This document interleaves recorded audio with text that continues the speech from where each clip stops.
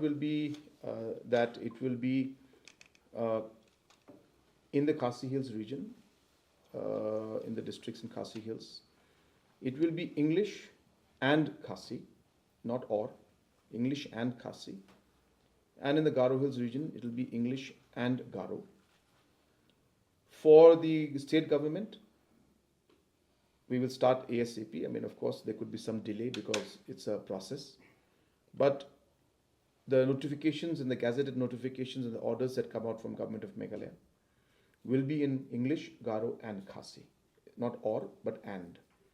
So all three languages will be there. The communication inter-district will happen in English.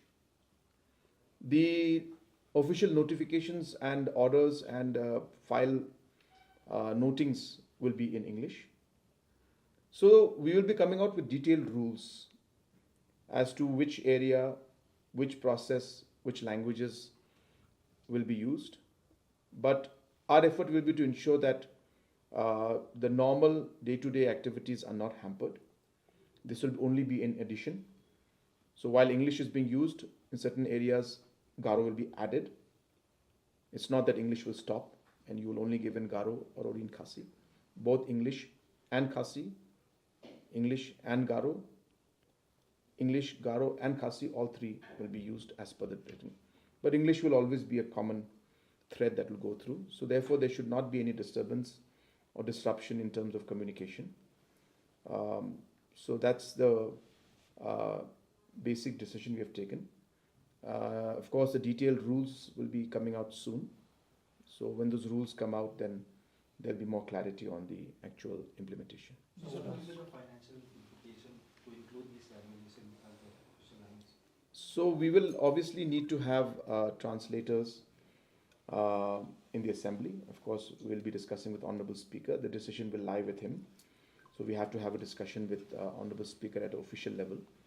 But I can share with you that I have had a communication with Honorable Speaker. I have spoken to him on multiple occasions about this decision that we are planning to implement. And Honorable Speaker has expressed happiness and in fact sharing and communicating with me that he desired that in the new assembly, when we have the first session there should be a system in place where it would be truly historic when we inaugurate it and our representatives are able to speak in their mother tongue.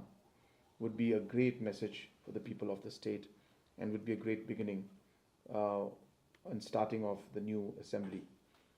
So there will be some manpower requirements though in those areas. And of course in the district level also and at the same time at the secretariat level, we will require certain manpower. I expect that there will be some minor expenditures, nothing major. But looking at the larger impact and the larger emotional connect and how this is important for our people and especially for future generations, I think the financial impact is not a big consideration. This is something that we must do and we have taken that decision to go ahead with this. Since we have two mother tongues, not one mother tongue, don't you think this may lead to confusion, disunity and regionalism, more regionalism?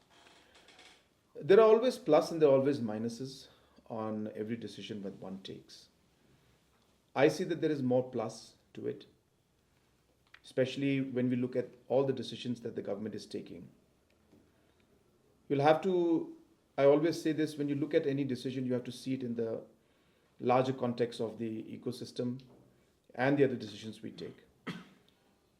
Today, government has taken another very landmark decision, not today, but a couple of months, many months back, that in all the schools, both Garo and Khasi will be taught to all the students.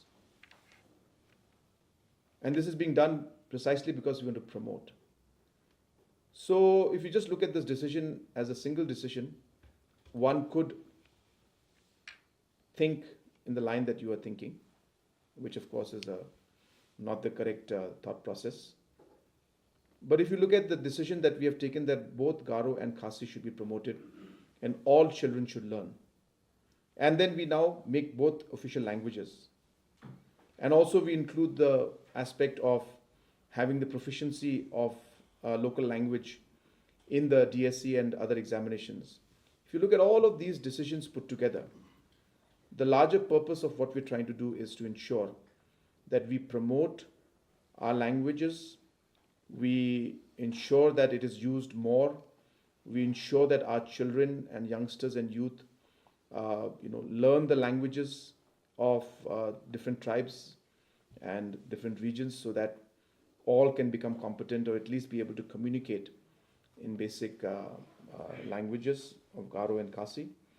So one angle would be the way you see it, but as I said, if I see from the larger context, this is maybe one of the most important decisions and a very, very critical decision for the people of our state.